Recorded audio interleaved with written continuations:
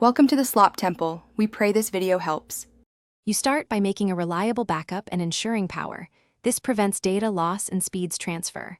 Charge the watch above 50% and keep your paired iPhone close. On the iPhone, run an iCloud or Finder backup so your health and settings are preserved. Sign into Apple. Com to confirm activation lock is removable or remove the watch from your devices list. Once done, note the watch serial or IMEI for trade-in forms and photos. Now unpairing is the key action because it both erases the watch and removes activation lock automatically.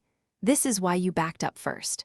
In the Watch app, tap Unpair Apple Watch, confirm and wait for the iPhone to make the final backup.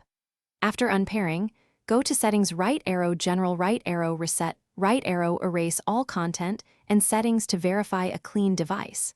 Make sure to remove the cellular plan if present, and photograph the watch's face. Finish by assembling accessories and secure packaging to maximize trade value. Buyers want original bands and charger where possible.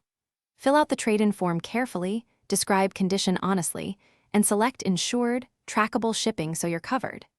Make sure to remove the watch from your Apple ID devices, list one last time, and keep your trade-in receipt.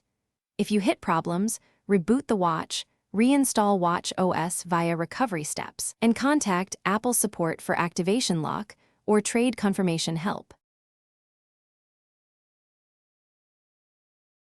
Thanks for watching. Consider subscribing if we helped you.